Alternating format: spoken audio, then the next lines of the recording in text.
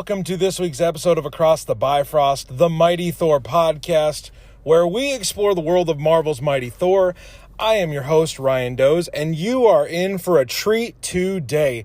Starting off the show today, we are going to finally talk about Thor, Love and Thunder, the next film in the Marvel Cinematic Universe, which comes out May 6th, 2022. That may seem like a long ways away, but there is so much to cover with this film, and that's why we are going to break down and prepare for it in pieces along the way. For this first preview segment, we are going to break down the fabulous cast of the film, from supporting roles to the red carpet A-listers, from Christian Bale to Tessa Thompson, from Natalie Portman to Chris Hemsworth. We are going to talk about everyone that makes up this talented roster. We'll cover them all today on the show. I know if you are a fan of the MCU, you are going to be a fan of this segment and you are going to enjoy it.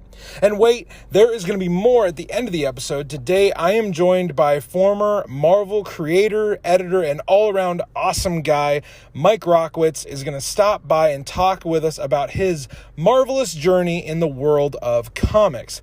He took a happenstance high school internship and turned it into a career creating the characters that we all know and love, which included, of course, our guy, the namesake of the show, the Thunder God himself, the Mighty Thor. I have part one of that conversation for you today. Before we jump into those segments, I wanted to personally thank any and all of you who have enjoyed this show. It is truly a labor of love creating this platform for Thor fans to come and hear content about one of their favorite heroes. I thoroughly enjoy that.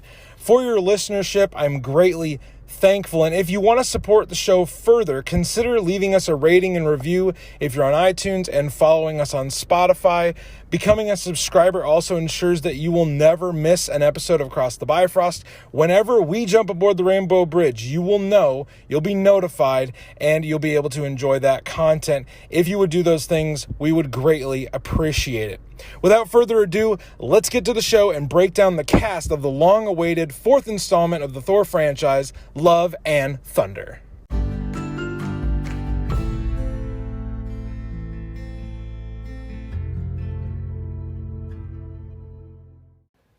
Okay, everyone, here I'm going to take a drink of water real quick before we get started on this journey through the cast of Love and Thunder. So, here's how we're going to do this. I am going to break down every credited actor on this movie, but we're not going to exactly go in depth on every single person like we will later on in the episode for actors such as Chris Hemsworth, Natalie Portman, Christian Bale, and Tessa Thompson. Some of the more minor roles and some of the guest appearing roles we are going to breeze by and kind of just a hint at and touch on real quick, and then we'll move on. We will be doing multiple previews of Love and Thunder, so don't worry if there's an actor or a character that we didn't necessarily go as in-depth on as you would have hoped. Do not worry, do not fret. We will cover them in their entirety later on in our preview series for this film. Again, there's a lot to cover with this movie, so bear with me. We are going to tackle the cast today, and then we'll tackle the crew and characters and plot later on down the road. But today, the cast of Love and Thunder. So here are some of the more minor roles that are going to be had for this movie. We see a trio of actors reprising cameo roles in this movie. Matt Damon, Sam Neill, and Luke Hemsworth are all back as the actors who portrayed Loki, Odin, and Thor respectively in the Ragnarok movie. That fun little scene we get to see at the beginning of the movie as Tom Hiddleston's Loki is taking in some theater, disguised as Anthony Hopkins' Odin. He's taking in some theater, the tragedy of Loki. Matt Damon, of all people, shows up as Loki. Sam Neill from the Jurassic Park series shows up as Odin, and Luke Hemsworth, the brother of Chris Hemsworth, is playing Thor, which is kind of a fun little nod there. They will all reprise their acting roles in this Love and Thunder film. Then we see a new cast member being added as also a new character. Russell Crowe, the famed Academy nominated and winning actor, is going to play the role of Zeus, the god of the Olympians from Marvel Comics, in this movie. It's really not been defined yet what he's going to be doing in this movie. For a lot of these minor roles, we're not really given much direction yet as to how they will interact with Thor and the other larger, more headlining actors. But Russell Crowe as Zeus should be an interesting addition, because another character that is often tied in with Thor is the Marvel Comics version of Hercules. And Zeus is the father of Hercules, not only in Greek mythology, but in Marvel Comics. So Russell Crowe as Zeus may be hinting at a Hercules appearance in the Marvel Cinematic Universe coming up soon. Thor fans and Hercules fans can only hope that that is what Russell Crowe's inclusion in this movie might be related to. Then we get to a fun minor role being given to Melissa McCarthy, the comedic actress powerhouse in the realm of comedies. She is going to be portraying possibly an alternate version of Hela. So Cate Blanchett took on the role of Hela for the Ragnarok movie. And as we know from the Ragnarok movie, her character, she got the axe at the end of that movie when Surtur destroyed Asgard. So Melissa McCarthy taking on the role of Hela in this film is probably a multiverse related role. She's probably going to be more of a comedic touch on the character. And also her husband, Ben Falcone, who is often in her movies, is listed in an undisclosed role. So Melissa McCarthy and her husband Ben Falcone are also going to be in Love and Thunder, using up some minor screen time, minor roles. We also get to see the return of Jeff Goldblum as the Grand Master. Now we know the Grand Master on Sakaar. We're led to believe that he died after the ends of the events on Sakaar. So maybe it's a flashback, maybe it's a multiverse shenanigans, who knows, but Jeff Goldblum is going to reprise his role as the Grand Master in Love and Thunder. Also, a returning star from the Thor movies of the past, Jamie Alexander, is going to be returning to her role as Sif. Now, earlier on in the summer, we got to see Jamie Alexander return to the role of Sif in the Loki TV show in a small kind of fun cameo role with Tom Hiddleston's Loki being punished for his crimes against the timeline. He gets put into this loop scenario where Sif continually beats him up. And that was a fun scene to see. And we get to see more of her in this Love and Thunder feature film coming out in 2022. So Jamie Alexander returning to the big screen on this project. That covers kind of the minor roles on this film that we have been officially given to look at. So lots of talented actors and actresses either taking upon new roles or returning in roles that we have definitely enjoyed in the past. The next group of actors who are going to be in this film that I want to cover are the Guardians of the Galaxy. So at the end of Endgame, we get to see Thor go off on a new adventure, and he makes this reference to them as the Asgardians of the Galaxy. So the crew of the Milano are off on an adventure, and we get to see them in this movie. I would assume probably in cameo roles, but the screen time is probably up for grabs now, since we don't really know much about the storyline about this movie. So the Guardians of the Galaxy are Dave Bautista as Drax the Destroyer, Pom Klementif as Mantis. I really hope that I pronounced that halfway right. Vin Diesel as Groot, Sean Gunn as Kraglin Oberntali. Again, I hope I pronounced that word right. And then the two major roles for the Guardians of the Galaxy, and actors that have been very outspoken about the performances that they've done in Love and Thunder are Karen Gillan as Nebula and Chris Pratt as Peter Quill, Star-Lord. So I want to cover Karen Gillan's, what she's been saying about this film leading up to it, because I believe she has a lot of interesting and thought-provoking things that could maybe even hint at what Love and Thunder is going to bring to us as fans. So when she was describing her work on Love and Thunder, Gillan stated that Taika Waititi, the director of the film, it really brought out the bonkers side.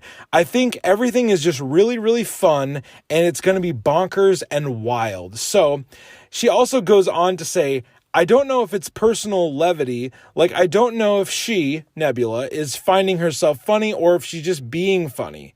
In her seriousness, I think we will find her funny and the pure aggression that we've tapped into. So Nebula sounds like she's going to be really, really humorous in this role, but also we're going to get to see some of her more tenacious, fierce side, which is exciting because Nebula is such a complicated character. In an interview with Collider, Karen Gillan said, my reaction to reading the script was excitement. I was like, this is going to be a hell of a ride. It's Taika at his best and at his most Taika. Fans of Taika Waititi will definitely know that Taika can take a simple idea and just draw all the craziness out of it. So Karen goes on to say that the Guardians in it, I think, are just hilarious. And also Thor is he's even more hilarious than he was last time. So that kind of hits on one thing that Chris Hemsworth, and we'll get to this in a little bit, Chris Hemsworth has been lauded for his performance in Ragnarok, because in Ragnarok, they reinvented and twisted the Thor movie, his humor, his comedic chops, and Chris Hemsworth really came into his own as the character, really stamping his own personality on the role. So according to Karen Gillan, that is just more heightened in this new movie. And then next we come to the leader of the Guardians. Chris Pratt is in this film as Peter Quill, Star-Lord. Chris Pratt said about Love and Thunder that it would continue the rivalry between Quill and Thor that was established in Infinity War and Endgame. Those two were just dynamite anytime they were on the screen together, so we get to see just the next level of that rivalry, according to Pratt. And while he was promoting his latest film, The Tomorrow War, Pratt stated about Chris Hemsworth that he is great and he is so good to work with. People are going to be really astounded when they see what he's brought to this film and what he and Taika have brought to Thor 4. It's next level. Hemsworth ratcheted it up to another level. So I was just in awe of his presence. He was a man god in real life. It was cool to be there with him. So Chris Pratt, very, very complimentary, very much praising Chris Hemsworth's performance in this upcoming film. I have no doubt that we are going to get to see these two share the screen in some hilarious and epic ways. They were definitely one of the highlights of Infinity War and Endgame, how they would constantly be going back at each other, kind of comedically playing those alpha roles. Really, really enjoyed their chemistry, especially in Infinity War. Now, we come to the main headline performers for Love and Thunder, and that will be Tessa Thompson, Christian Bale, Natalie Portman, and Chris Hemsworth. So, going to take one more swig of water before we hit the big names. Always got to stay hydrated, especially when you're trying to just carry on such a great preview of this awesome cast. Got to stay hydrated to promote this awesome movie. First, we come to Tessa Thompson. Tessa Thompson, as most of you will know, is reprising her role as Valkyrie in Love and Thunder. You may know her from popular movies like Dear White People, Selma. She was in both of the Creed boxing movies. She was in Annihilation, which also starred her Love and Thunder co-star, Natalie Portman. She also was in Men in Black International alongside Chris Hemsworth. And she was in the movie Sorry to Bother You. Also the Disney Plus movie Lady and the Tramp, where she voiced Lady. great movie that I definitely enjoyed on Disney+.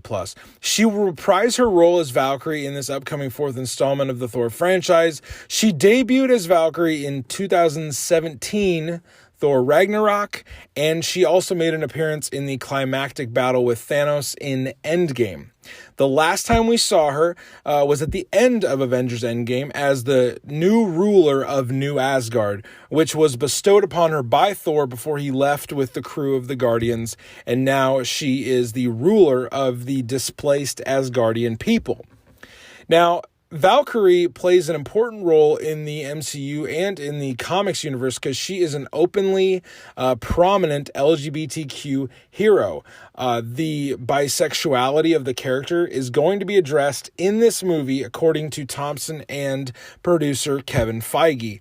Thompson has said about this new development of the character's sexuality that as the new king, she says, she needs to find her queen. That will be her first order of business. She has come up with some ideas, and she's going to keep us posted. That coming from Tessa Thompson at a red carpet event. There's lots to be explored with Thompson's return to the Thorverse, so we'll continue to cover Valkyrie as a character, and also Tessa Thompson when she speaks out about how important Valkyrie is, especially to the LGBTQ community.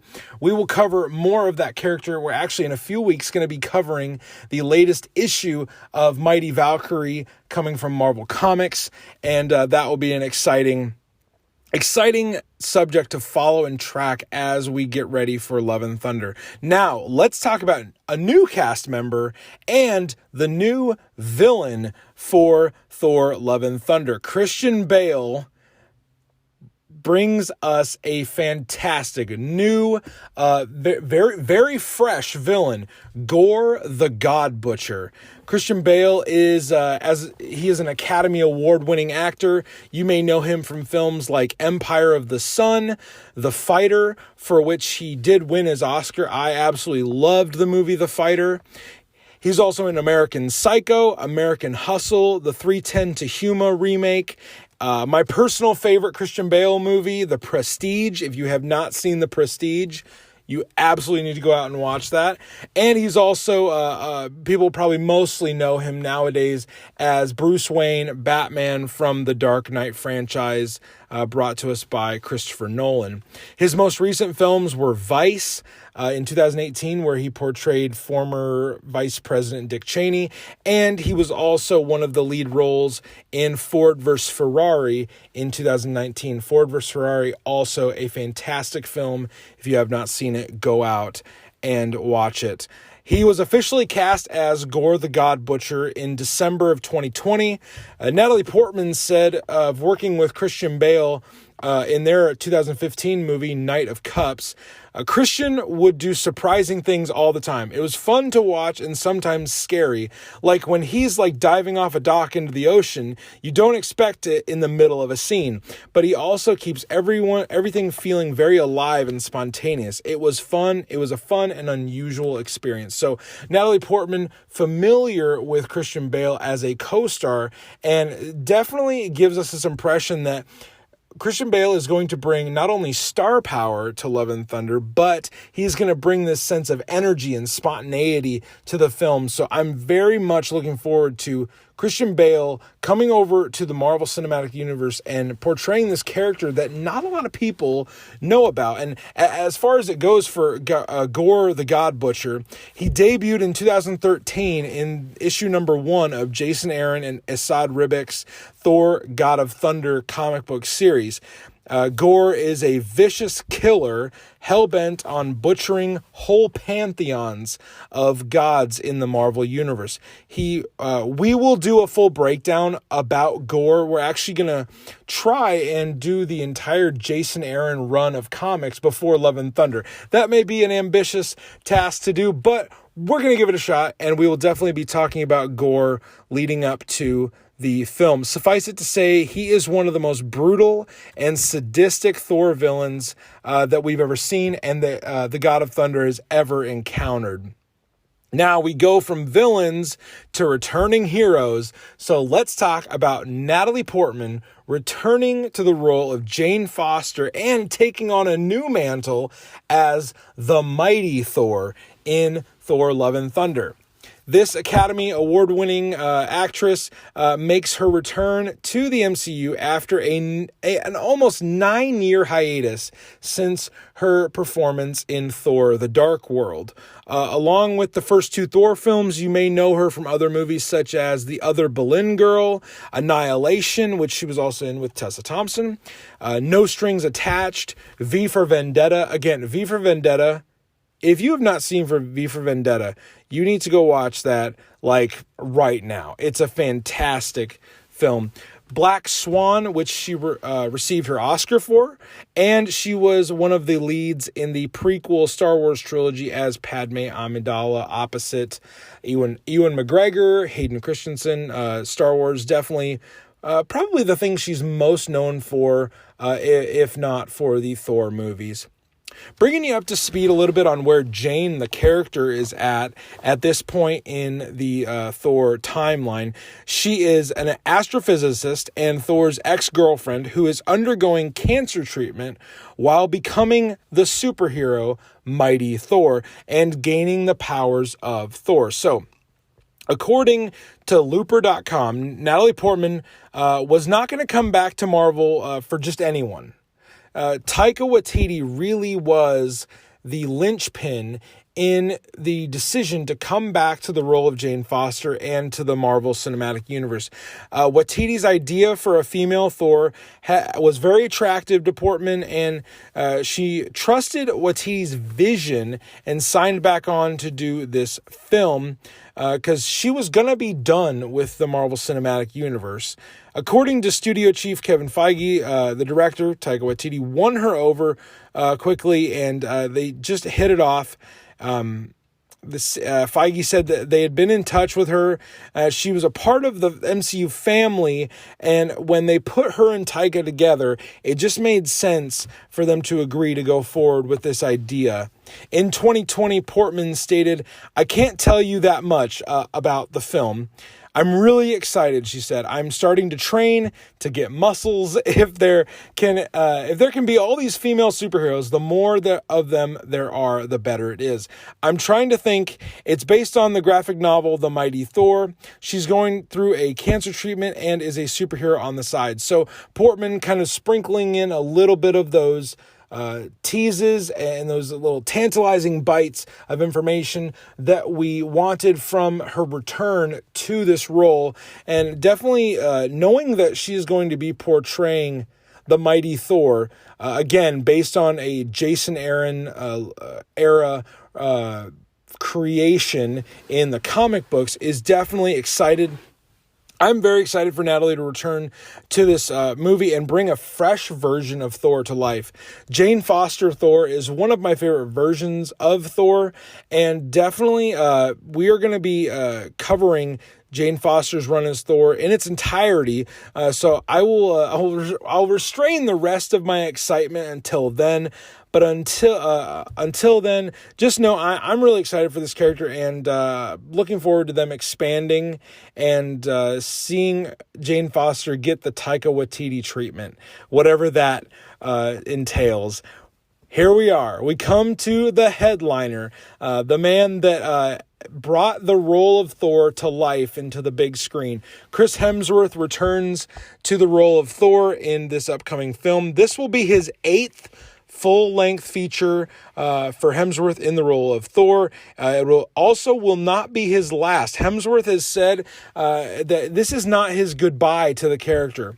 And that is reassuring as actors like Scarlett Johansson, Robert Downey Jr., and Chris Evans have all kind of stepped away from these famous roles. So definitely not going to be the last ride for Hemsworth. Some of the other films that you might know Chris Hemsworth from are Star Trek, the 2009 first film in the rebooted franchise. Snow White and the Huntsman in 2012. Red Dawn in 2012. Also an underrated movie. The reboot of Red Dawn is really good. Men in Black International alongside Tessa Thompson in 2019, and his latest Netflix movie, Extraction, which came out in 2020 and broke all sorts of streaming records on Netflix. That movie, a lot of action, heavy movies. He was also in the 2009 thriller, The Perfect Getaway. The Perfect Getaway is spooky. I'm not much for like spooky, creepy movies, but The Perfect Getaway was one of those first Chris Hemsworth outings that I didn't really know what he would become in that movie. But definitely a movie that got us to where we are at now with him as Thor. He was also in the 2016 comedy remake of The Ghostbusters. His critically acclaimed films are more in the horror kind of genre. Cabin in the Woods, the 2012 movie, received some acclaim. And he was also in the 2013 biopic Rush. Rush is a great movie. Again, if you have not seen Rush, you need to go out and watch Rush. While chatting with GQ recently, Chris Hemsworth had this to say about his expectations for Love and Thunder after the success of the Ragnarok film, the third one in the franchise. Here's what Hemsworth had to say. There's that same, if not more, pressure now to do that again. So there's a little bit of exciting, nervous energy that is motivating all of us to reach a little further and make sure we're covering all bases and approaching the scene from every angle. So Hemsworth sounds like he really does understand the pressure of having a hit film like Ragnarok after a kind of a lackluster performance in Dark World, coming back with such a big, fun hit as Ragnarok. Definitely he's in that headspace where this film meant a lot to them. They knew they had to focus down on bringing a great film to this franchise. Hemsworth also teased that what fans could expect from Love and Thunder. For sure, there will be a lot of love and a lot of lightning in this production. So several times when I've been doing research for this fourth movie, both Taika Waititi and Chris Hemsworth have stated that this is a romance movie. And I find that interesting because most MCU movies in the first, second, and third phases have just clearly been action movies. They may have interesting subplots that are derived from other genres, but they're mostly action movies. So for this movie to be stated as a romance film is kind of interesting and a little intriguing. Regarding his personal preparation for the film, Chris Hemsworth told The Telegraph, "This is probably the fittest and strongest I've been in all the Thors. Having this time at home meant I explored different methods of physical fitness to see how I can manipulate my body with just the right amount of powerlifting and bodybuilding workouts." So if you have seen Chris Hemsworth's physique recently on his Instagram or any of his social media platforms, the guy got freaking yoked for this role. It's truly awesome. He could not look more like a comic book character in preparation for this new Thor film. Speaking of his social media presence, on June 1st of 2021, Hemsworth said via social media, "That's a wrap on Thor: Love and Thunder. It's also National Don't Flex Day." So I thought I would just put a super relaxed photo here and it would be appropriate. And just so you know, the accompanying picture is him in a tank top and just completely shredded out. So definitely a little bit of sarcasm there. But Hemsworth goes on to say, "The film is going to be batshit crazy, off the wall, funny, and might also pull a heartstring or two. Lots of love, lots of thunder. Thank you to all the cast and crew who made this another incredible Marvel journey. Buckle in, get ready, and we'll see you in cinemas." So through the build up and filming of this film, Hemsworth has been extremely open about his relationship with Taika Waititi. And they have been on each other's social media posts. Chris Hemsworth is often seen in pictures with him. In fact, the statement that I just read was accompanied with a picture of Hemsworth and Taika on the set together. So we will cover Taika as a part of our crew breakdown. We'll break down the producers, the writers, the directors, music, all that stuff. We'll break down all of that in its own preview episode. But Hemsworth really did an excellent job in promoting this other film and making sure that we as fans feel like it is set apart and it is a different kind of monster. Yes, it's part of the Marvel Cinematic Universe, but he is really going the extra mile in promoting this awesome film and definitely building up hype for fans and for those who have already loved the previous Thor installments. That does it for our cast preview of Love and Thunder, everybody. I hope you got just a little bit, maybe more information that you didn't know. Maybe you haven't been following the previews for the movie. If you're one of those where you just don't want it to be spoiled for you, I hope you at least enjoyed this primer. When trailers drop, we will cover them. We're going to cover the crew. We're going to go in depth on the characters themselves so that you know who everybody is when you go to the film. You go to the Cineplex, the theater, wherever you're going to go to watch it in May of 2022. We want to make sure that you are ready for that. But let's go to part 1 of our chat with former Marvel editor Mike Rockwitz. I hope you enjoy this chat.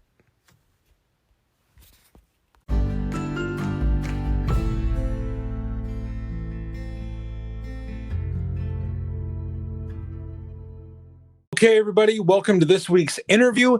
I went out and got you a fantastic discussion today with a former editor for Marvel Comics. He has touched into so many different characters. We want to talk to him today about his work on Thor. So I am proud to say, Mike Rockwitz, welcome to Across the Bifrost, sir. How are you tonight?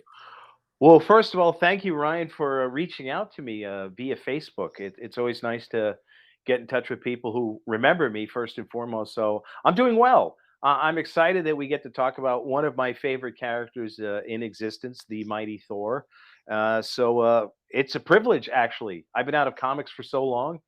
I've been out of comics longer than most people have been alive. So I got out of comic books in almost 20 something years ago. So it's nice to feel, dare I say, relevant. So thank you for asking me. Well, we are really honored to have you back into the world of comics Awesome. for even if it's for one night only. We're glad to have you back. I wanted to just let our fans know where in the 9 realms do you call home? Well, I am a native New Yorker, born in Manhattan in New York City. And I've lived here my whole life with a brief stint in San Diego, California, when I was working for Image Comics, the Wildstorm publications, Wildstorm Okay. Productions, whatever they call it. And I moved back in the 90s, and I proudly call Astoria, Queens, New York, my home, and represent Queens. Yo. Awesome. That's like the heart of Marvel country. Well, yeah, Marvel Comics. When I joined in 1985 as a high school intern, was located at 387 Park Avenue South, which is 28th Street and Park. And I was a high school intern. I went to Regis High School on 84th Street and 85th Street in Manhattan. So it was about 6 subway stops away.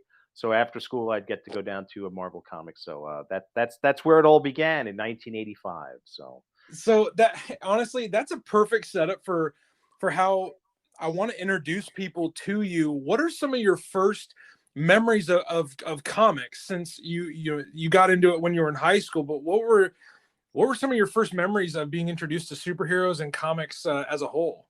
I think it started. I have an older brother, and we used to just go to the candy stores and comic book stores. Then there weren't comic book stores, but just newsstands, and just pick comic books off the rack that were cool. And he liked DC, but that's his problem. And I like the colorful comics of Marvel, like the Fantastic Four and Thor and the Incredible Hulk. And I'm talking maybe 1974, 1975. They were pretty cheap then.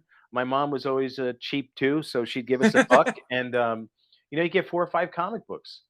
What a And deal. What a yeah, it was deal. amazing. It was amazing. And you could go home and you could just pour through these and look at the colorful artwork and the sound effects, and you're like, wow, I was mesmerized. And I was a bit of an artist myself. I think everyone who likes comics is either a writer or an artist, is some sort of creative Yes. soul. And I used to doodle in notepads and all that stuff in grammar school. And I like drawing Spider-Man, and I just had an affinity for it. It's just like something I was drawn to. And Marvel would put out these little digest books. They were like little paperbacks, Okay. and it had like maybe the first 6 issues of the Incredible Hulk, or the first 6 issues of the Fantastic Four, or the Mighty Thor, or Spider-Man. And you could read them, like, even though like the continuity, it was like issue 140 of the Fantastic Four, you got to read the first 6 issues of the characters, or the Mighty Yeah. Thor, like Journeys into Mystery 83, and you're like, wow, this is Oh my so cool. God. So like you just had that connection. So the Marvel universe, I can't comment on the current state of it, but it was such a unique, tightly wound universe, so that Yeah. you could go backwards and feel like you didn't really miss too much in, say, 15 to 20 years. Like you could catch up that quickly because they were just so well written. They hadn't gotten so, dare I say, bloated and scattered to the point where, we would see where Thor's originated, in Journey into Mystery, and how it morphed into him getting his own title, the Mighty Thor, with all the characters of, the Jack Kirby Stan Lee run.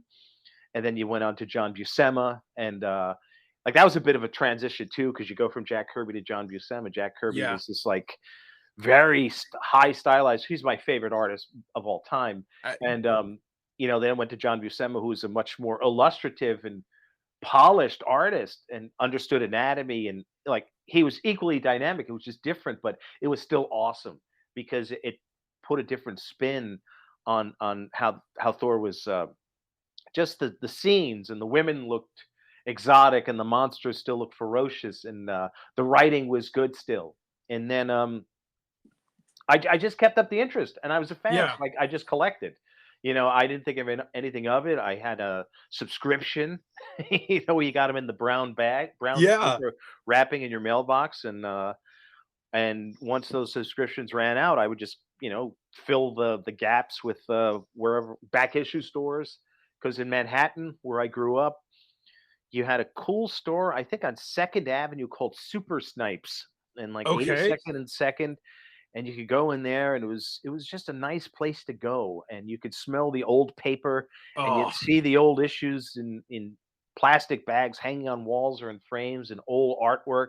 And it was just like, I hadn't gone into Marvel yet. I was still grammar school going into high school, so I was a few years away. But I was just like, wow, it was kind of like going to a museum for comic books. That's how cool it was. that And sounds amazing. and I was just so transfixed on it. I was like, I love this. I had such a passion for it. And my love for the arts, like illustration and painting and sketching, I was interested in it, but comic books really just pushed me to want to learn more about artwork. And even the writing of like Stan and Roy Thomas, Steve Englehart, Jerry Conway, the way they wrote, the descriptive languages, particularly in Thor. I mean, it was this Yes. Shakespearean Elizabethan dialect. I don't know if that's how the Norse gods spoke, but thou and dost, and I bid thee nay, and all I bid thee these nay. all these all these sayings were just so cool and unique to me, because as it just appealed to me. Like Spider-Man, I liked the character. I thought he was interesting, but he always seemed kind of like sad, or like, oh, woe is me. And Cap was very patriotic and rigid, and he had his own dialect where he's always a proud American, and I am Captain America. But Thor and the characters had such a dynamic, like with Loki, the god of mischief, and Yeah. then you'd have Ares and Pluto and all these strange characters. They all spoke differently, but they all spoke in such a language that I was like, it was just interesting to me, and it stuck with me. And I would use some of these phrases, like even when I'm talking to my friends, I bid thee nay, and they're like, "What are you talking about?" I'm like, and this is like on the playgrounds, on the street after at recess in grammar school. I was, dare I say, obsessed, but not like to the point where it was unhealthy. But it's just something that it was part of my genetic makeup. I felt. I could just see the on the playground, like you say, I bid thee nay to some of your elementary Yeah. school friends. It's like, did Mike hit his head or something? Like, Yeah, they knew I liked comic books. I had a buddy who my friend Frank Roman, if he ever listens to this when it's out, we used to go to the comic book shop, so it was like a big deal. Like yeah, now you have new comic book day and free comic book day, but like we would just go on a weekend or after school one day to the different comic book shops, and it was an adventure because you could get lost in the back issues, you could get lost in the current issues, and it was like it was kind of like going to the pool hall or the video arcade or going to the movies, but going to the comic book shop. And you know, comic book collecting, dare I say, wasn't glamorous. yeah. It always had that stigma of like, oh, what a nerd, what a loser, you're a recluse. But I didn't really care because it was escapist fantasy for me, and Yeah. I enjoyed it.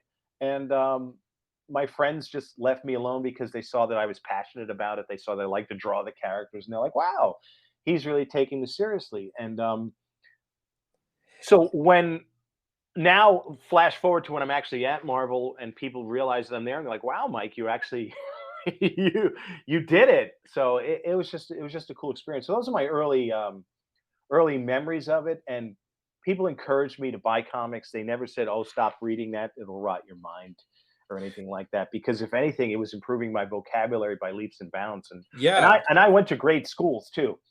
On the Upper East Side, I went to a Catholic school, St. Ignatius Loyola, and then I went to Regis High School, as I mentioned. So great education. And I was in spelling bees and all that. But comic books really just were like my education almost. Yeah. I read them more than my homework. So be that as it may. We're definitely same birds of a feather there. As you're flipping through these, like you talk about, getting lost in these back issues and Sure. and spending so much time with that. Did you have a favorite hero that you gravitated to, or like specific like issues that you gravitated to more than maybe some of the others? Well, Thor, I mean, we are talking on Thor, and I'm not saying that just because we're on a podcast that focuses on Thor, but Thor Yeah. was it. Thor was the SHIT to me, man. And Oh my gosh, yes. Jack Kirby. I mean, Jack Kirby. Need you say more? Jack Kirby drew how many issues of that while he was drawing Fantastic Four, while he was drawing issues of the Hulk and all of these other Sergeant Fury and his Howling Commandos. But Thor was his mainstay. And I had to go back. I had to go back in time, dare I say, and get those back issues and see the yellowed paper and even the wrinkled covers. And just those covers alone were so beautiful, just with the old printing. And it's so hard to replicate now in the digital. You'll never do it again. But the way they saturated the blacks on the covers and added some grays in there, like halftones of black, and the printing on them, the lettering, everything stood out. And some of my favorite issues were the Jack Kirby Chick Stone ones, where he had Mr. Hyde in them, and yes, also Crusher Creel the Absorbing Man. Oh, you're speaking my language, man. I freaking love Crusher Creel the Absorbing Man, and the way Jack drew him in those issues was incredible.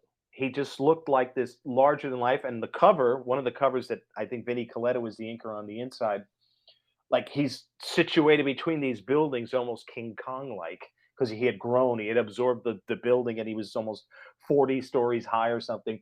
And I was like, no other comic looks like this. People could say like Superman has great covers, but Thor, like he had a superheroic character with a red cape and yellow golden boots and long hair and a freaking hammer, and a winged helmet, and he could kick ass. I hope you don't mind me. No, you are fine. Okay, and he just beat these people, and then also like going back, you just saw how it progressed, and then you had the little Tales of Asgard stories in the back, which was also like Young Thor. Wow, yep. Those were neat. And then you went to the what was it? I forgot the issue numbers. I think it was around the 150s. The Mangog saga. With Ragnarok. Mangog. I love Mangog so much that I have Mangog tattooed on my shin. You do not. I do too. That was my last tattoo. I just got it about 4 months ago. Oh, Jack Kirby, Vinnie Coletta, just black and white on my shin. I said, Mangog rules. And yeah, but Oh, that's I mean, so awesome. that's just, yeah, I mean, talk about being a nerd, a fan of the Oh my medium. So goodness. going back and seeing those issues, and then also Marvel used to produce the Treasury editions, those oversized ones, Yeah. and they reprinted the Mangog saga in that, so you got to see it large, almost the size of the original artwork, because artwork back then was oversized. It wasn't like this 10 by 14 or whatever it is now. It was like bigger. It was Yeah. just Yeah. bigger pages and much more. It was just huge by comparison. And how do I know that? Because when I was at the offices, Jim Shooter was the editor in chief, and he fought hard to get people their artwork back. And so you'd see the old artwork in the office in one of the offices there. So I saw the oversized artwork for some of these So that Thors and Fantastic Four and Hulks and Spider-Mans. It was amazing. but like, okay, there's so many things you just said that I want to pick apart, Go but ahead. I gotta like prioritize, because you mentioned Mr. Hyde, and like on this show, Mike, on our Thursday episodes, we do an edition of the show called Throwback Thursday, Uh-huh. where I literally started at issue 1, 83 of Journey into Mystery, and I'm working forward issue by issue, and we just covered Hyde a few weeks ago. Right. So I think this is coming out right after we've done like the first appearance of the Enchantress. Yeah. So we're right in that kind of sweet spot. Yeah, the And you mentioned, Executioner. Yep. Go yeah, ahead. you mentioned Mangog, and there will definitely be a time where we cover the Mangog saga as its own like episode, because that is just a spectacular storyline. It's so good. Well, the Yeah. Mangog, not only do I have the tattoo, I don't really have an extensive comic book collection. I know that's heresy because I've moved so much, and I've already owned them and read them and sold them and bought them again. The one issue I have proudly hanging on my wall or somewhere in a box is the first appearance of the Mangog, Oh, because is one of my favorite characters. He's so silly looking with his yellow and reddish brown, goofy as hell. but big talons and fangs. But anyway, I digress. Yeah, the Yeah. Cobra and Mr. Hyde, awesome, awesome stuff, and Oh just my goodness. so straightforward, dynamic artwork, and it was so simple, the artwork, Yeah. yet so dynamic that I think that's what drew me in. If I was a fan of the medium today, I would look at a comic book and say, like, there is no way I could draw like that. There's just too much distraction. There's just too much, over rendering. Everyone's perspective is great. Everyone has gigantic muscles, but the way Jack drew things, they looked believable. They look like, Yeah. wow, this Mr. Hyde, he looked like the monster from the movies, like the black and white. I think it was Frederick March or someone. He sort of looked like him. So Yeah. you're like, so it looked topical, it looked believable, but it still had a cartoony feel to it. So I was like, this is just the best. So So a little honestly, I could sit here and talk about old Jack Kirby art forever, and we'll get to like how got to Marvel in the first place, but sure. like, just speaking about Jack Kirby, I literally just about an hour ago finished up a different episode for a different time, and me and a buddy of mine, we talked for 5 whole minutes about one speech bubble that Jack Kirby drew. Yeah. Not a whole panel, just one speech bubble, and how it communicated so much. I mean, really, if you're going to read comics, and you honestly, I think you have to start with Jack Kirby. Yeah, he is sort of, he's my favorite. So of course I would definitely put a plug in for anyone who wants to get introduced to the Marvel universe the correct way. It's Stan, Jack, Steve Ditko, of course, because Yes. Steve Ditko inked Jack on a lot of things. And Yes, he did. shout out to Don Heck too. Oh my gosh, Don yes. Heck, I worked with Don Heck at Marvel, another brilliant artist who had his hand in Thor and some other stories there. And you know, Jack's work was dynamic, a great writer. I mean, he could have used an editor later on in his career, but he was just awesome. And believe it or not, I have a dark side tattoo on my forearm, and I have Ugh. and I have Devil Dinosaur on my other shin. So You're to say that I'm and Calabac, I have Calabac on my inner forearm. To say that I'm a fan of Jack Kirby would be an understatement. But Jack's art on Thor definitely catapulted me into wanting to do this. I said, I wasn't like a fan of like I have to meet Jack Kirby, I have to meet Stanley. It's like I just wanted like you said, like we started this off like, how does this get made?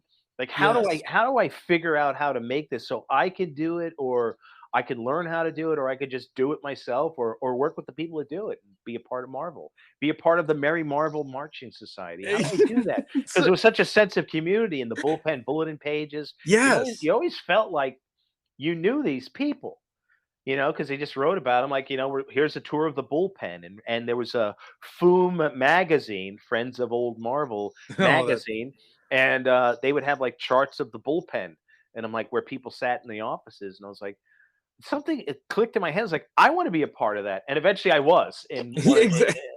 flash forward to 20 years later, like my little head was in an office and my name was called out. So just awesome stuff. So yeah, Jack is it. The old time journey into mysteries, just so incredible.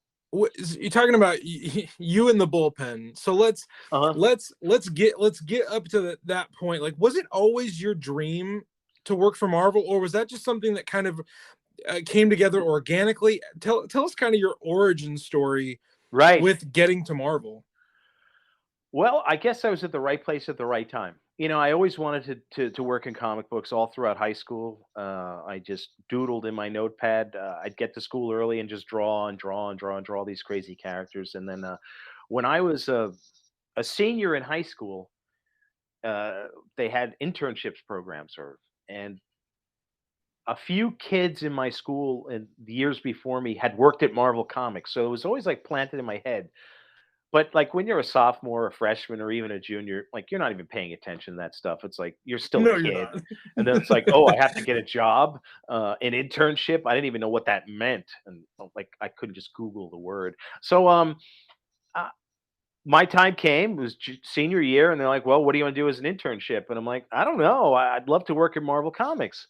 So I spoke to my advisor. He's like, "Well, unfortunately, that's closed down." I was like, "Oh, that sucks." I was like, "Is there any way you could work on that?" And believe it or not, he did. So he contacted someone who worked at Marvel. My first boss, Mike Higgins, was Okay. a Regis graduate, Oh and he wow. he put a word in for the woman Lynn Cohen, who was like the hiring manager for the interns. Because the internship that Marvel brought in was through public schools, like art and design and a few other schools. And Okay. I was going to a Catholic school, so it didn't really fit the profile there. But somehow they said, "Okay, we got you the internship." I was like, "Hot damn!" And then and I was Yes. super excited. But like I think it was pretty normal for a 17-year-old time. Like the night before, I was like, "Oh my god, I have to go to Marvel Comics tomorrow. I'm scared. I don't want to go." I was completely like intimidated. And I called my best friend's dad, and he's like, "Oh, just do it. If it doesn't work out, go somewhere else." Like normal advice that I would give anyone, like my own children these days. Like if it doesn't work out, that's okay. Just try something else. So I went, and it was just an office building, 387 Park Avenue South, 10th floor. I was introduced to Lynn Cohen. If you ever listen to this, thank you for the opportunity. And all I did was I got introduced to two other high school students who were going to the High School of Art and Design. Okay. Steve Bucelato, who's still in comic books, and Hector Colazzo, who was an artist who passed away way too early, like 10 Okay. years ago or something. Poor Hector. Good friends of mine. They immediately befriended me. And what did we have to do at Marvel Comics? I would go to there after school like 2 or 3 times a week. I would check in with Lynn, and we would make photocopies of artwork because back then artists would mail in their artwork, and Okay. the editors needed photocopies for the drawers in case artwork got lost in the mail. It wasn't like we had scanners and Oh, computers. okay. So my job and Hector's job and Steve's job was to make photocopies of the artwork. So they'd put it in a bin and say, make 4 copies at 100% and bring it back to this editor. So just by doing that, I got to meet all the editors. I got to hold this original artwork in my hand.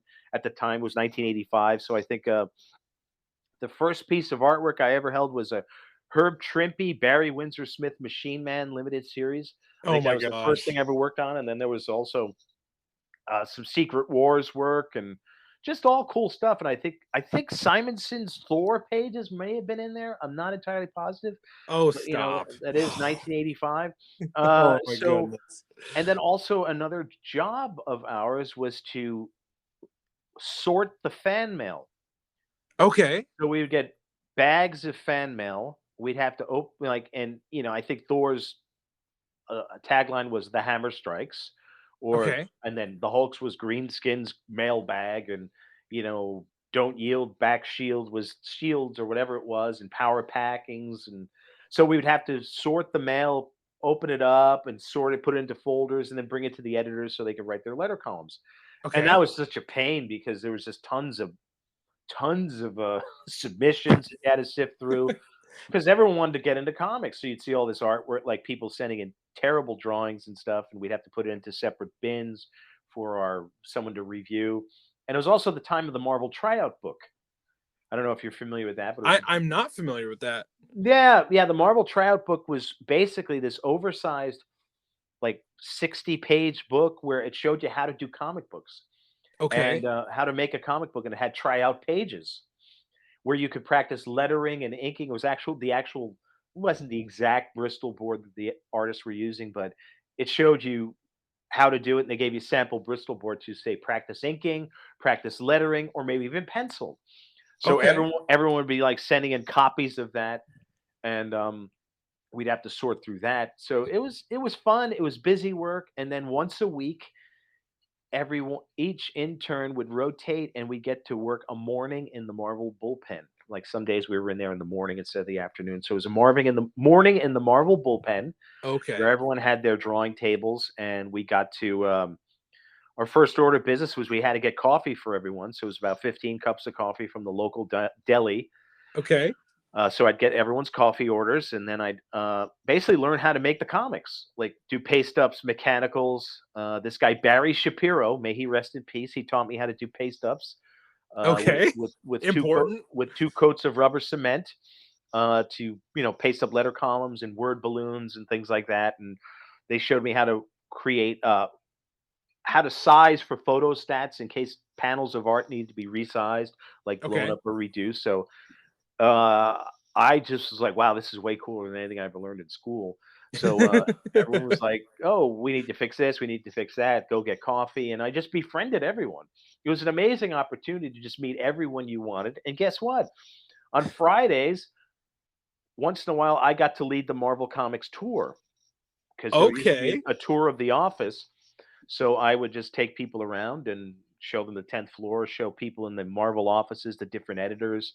So you had Ann Nesenti there, you had Ralph Macchio, you had Carl Potts, you had Sid Jacobson who was doing Star Comic Books. You had Larry Hama was there.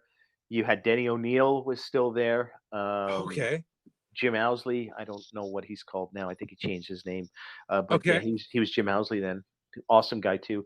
And we just would bring them in, and sometimes they would talk to the people, and sometimes they wouldn't, and that was cool. So like I just got to meet people. I got exposure, and when my internship ran out and I graduated high school, Lynn extended an offer to me like, "Hey, you want to work over the summer for $4 an hour?" And I'm like, "Sure." Yes, I do. Yeah, and then I think it went up to 4 and a quarter by the end of the summer. So, yeah, I just got to meet everyone. I got to see the artists coming in. I got to mail the artwork from the penciler to the inker. I got to mail the lettering from the letterer to the inker, or the script went out to the penciler. So I got to see every phase of it, and it fascinated me. I took to it. And people trusted me because I guess I was just so enthusiastic about it that they just wanted me to keep working there. And I had a good attitude about it. And you know, knowing the editors and the artists as I got to know grow there was super exciting. And they gave me nicknames and all that. I think I was called Schlocko, my first nickname, because I had long straggly hair like any teenager, parted down the middle like David Cassidy style. So and I was skinny and I wore like Harley Davidson t-shirts. I just stood out like a sore thumb, like a broom handle, but that was fine. It was fun.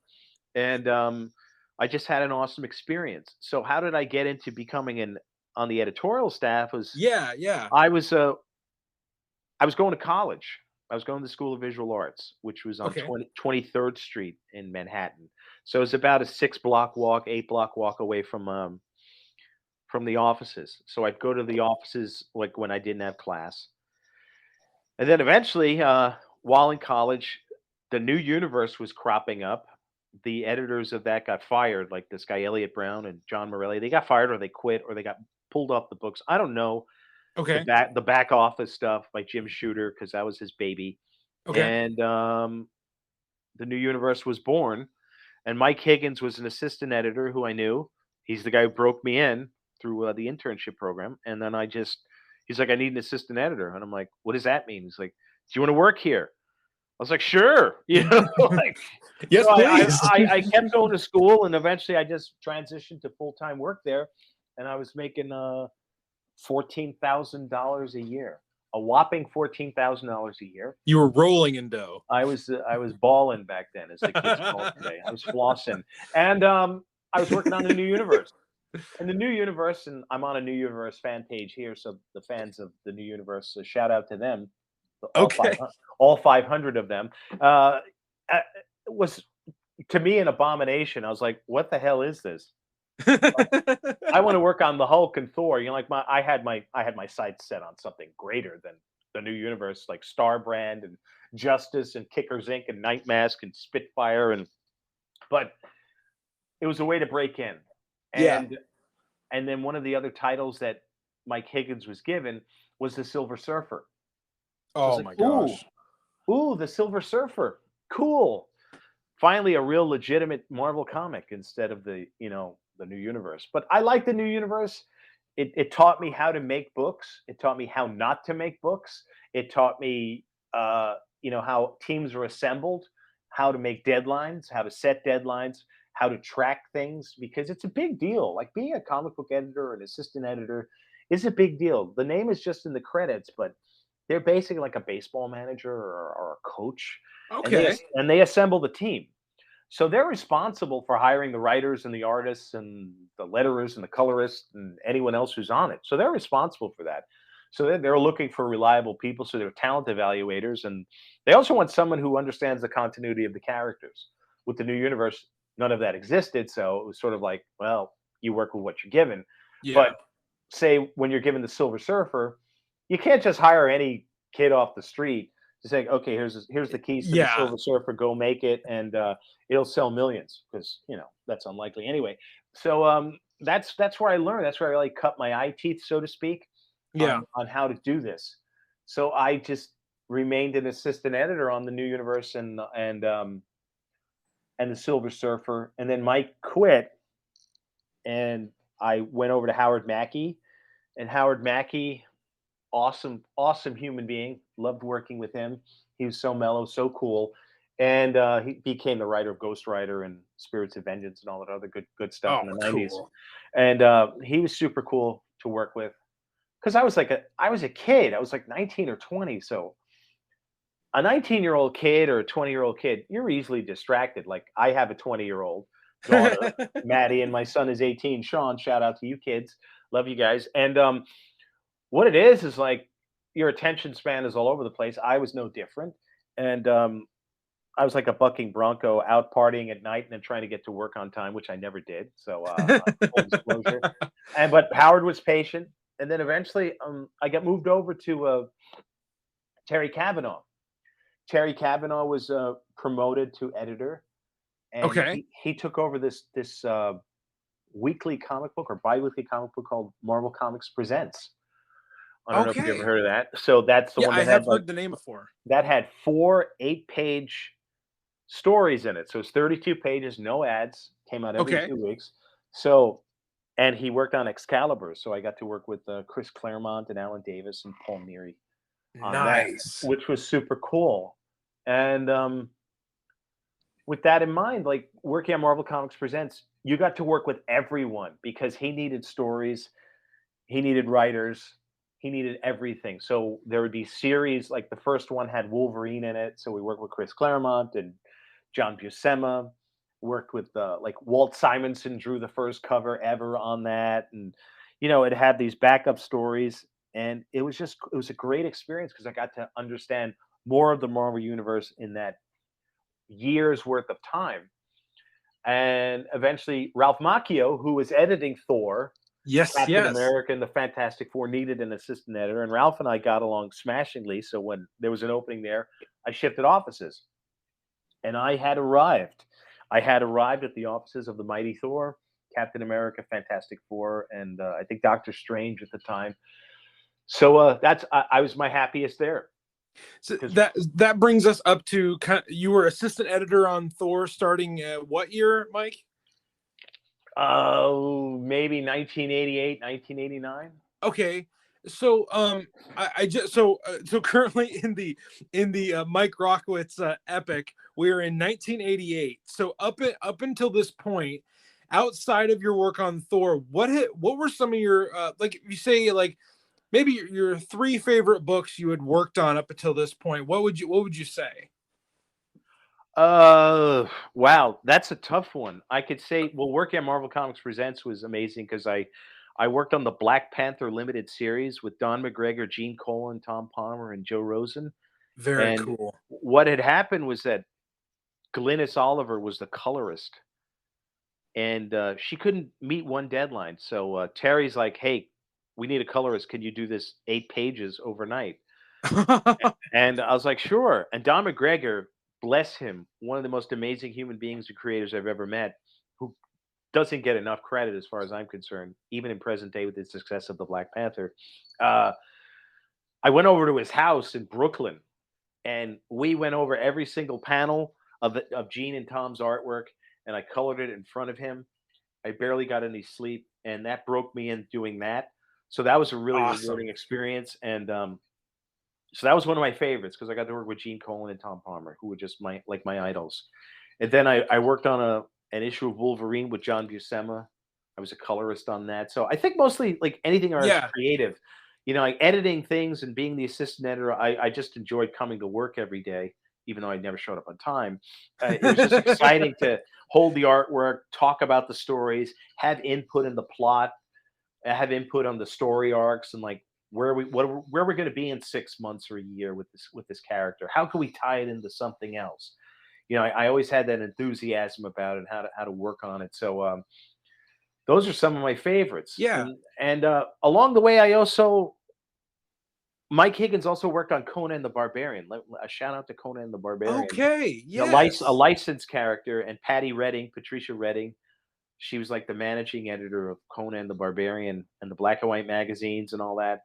And that was just awesome because it's a completely different universe where, it's Conan. And Yes. I loved working on that. It was fun working on Conan, King Conan, Conan the Barbarian, Savage Sword of Conan, and also the reprints, Conan Saga. So my love of back issues and reprints that I had as a kid, I got to work on those, building them out for Conan Saga with Patty. So she taught me a lot too in how to do that because she had been there for several years working with Larry Hama. So those were fun. Conan's a great character, and I loved working on that. So I fast forward to me being in Ralph's office. I think at that time Tom DeFalco was writing Thor, and Yeah, late 80s. Yep. and Ron Frenz was on it, and Brett Breeding and Joe Sinnott, and Tom, as he would say, it's real hoo-ha action in the old Marvel manner, and and it was exciting. It was super cool. It was fun. Ron Frenz had the Jack Kirby, John Buscema, John Romita flair to his pencils. He was dynamic. You had Former guest of the podcast, Ron Friends. shout out to Ron Frenz. He is amazing. He's a terrific human being. Wow, it was so much fun working with him because he would turn in these covers where the cover copy was already in place, and it looked like Jack Kirby drew it, but it was Ron Frenz drawing it. It just had that excitement, and it was like I felt like I was a kid again, even though I was still a kid. I was only 20, 21. When Ron stopped by the podcast, we talked a lot about Jack Kirby as well. Well, yeah. So good to know that that's a through line that a lot of people have from working at Marvel. With I'm just curious. Speaking of creators, Mike, who were some you mentioned like Tom DeFalco and Ron Frenz, and you've mentioned so many different names that I would encourage people to go look up. Who are some of your favorite creators to work with? Maybe like one-on-one or people that you just really appreciated spending time with? Well, Tom DeFalco, Ron Friends, Joe Sinnott, who was a legend. I mean, Joe Sinnott was the inker of some of the earliest issues of the Mighty Thor. He even penciled some of the early Mighty Thors. Yes, Joe yeah. was a gentleman and a legend. And even though I was a 20-year-old upstart kid, he treated me like I was a 50-year pro. Tom Palmer. Tom Palmer was a gentleman, incredible artist. John Buscema, Chris Claremont. There's so many I worked with, but I love working, like even with Ralph. Ralph Macchio taught me so much, and like one of my favorite writers, who everyone made fun of me for hiring because I gave him everything I ever worked on, was Roy Thomas. Oh, Roy, jeez. yeah, Roy Thomas. I loved working with Roy. He was the greatest professional I've ever worked with. He taught me. I mean, he was the former editor in chief of Marvel Comics and Stan's Yeah. right hand man for a while there. So to be able to be Roy's boss, when you're this young and have him teach you as you're going along, like what better apprenticeship could you get? So Roy Thomas, and I loved working with Rich Buckler. Rich Buckler was just awesome. And I'd be doing a disservice if I forgot some people like John Romita Jr., John Romita Sr., Yeah. Al Williamson, Paul Ryan, may he rest in peace, because he was working on Fantastic Four at the time. And, just so many incredible creators I was fortunate to work with. And they were all great to me. Like you may hear stories of like, oh, this guy was difficult to work with and everything, but not with me. Okay. I work with Jackson Geis. I work with just about everyone. And it was always a lot of fun. And as long as you treated them well, they treated me well, and it was just mutual respect. And I wasn't a fanboy about it. It was just like, hey, we have a job to do. We have to get these books out, and I treated them as best as I could. And when they were late, they're like, okay, you're late, and we'll just figure out how to get it done. And it was an awesome experience. So I probably rattled on too many creators, but the hell with it. Well, honestly, I think for fans out there listening, and maybe maybe you know the name Jack Kirby, but maybe you don't know Buscema's that well. You don't know Romita Jr. or Senior. You don't know some of those names. I think that actually just gives people more incentive to go look into those people's works. Yeah, and Romita Jr. actually was drawing Thor in 2000 or something, because I have some trade paperback someone gave me when I visited the office. Like, you might want to look at this. And his Thor was beautiful. I was like, wow, it looked regal. He looked regal. It was well illustrated. So yeah, those were awesome humans to work with. So speaking, let's